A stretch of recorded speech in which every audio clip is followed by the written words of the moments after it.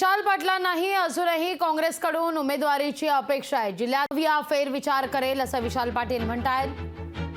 19 तारखेपर्यंत AB form मिळेल ही आशा आहे असं विशाल पाटलांचं म्हणणं आहे।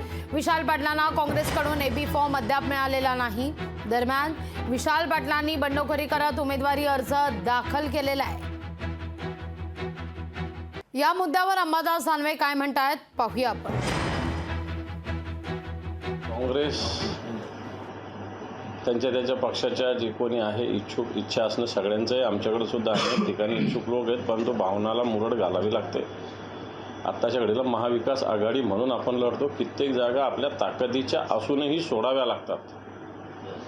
अशा अनेक जागा आहेत की जिथे ताकद असून सुद्धा सोडाव्या लागतात। परंतु अशा युतीच्या राजकारणामध्ये, आघाडीच्या राजकारणात मला असं वाटतं कोणाला नाही कोणाला काही ना काही त्याग तर करावा लागेल।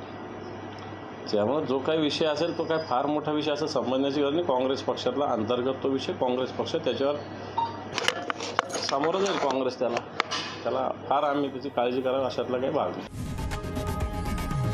लोकशाही मराठी ऐका, पहा, जागरूक रहा।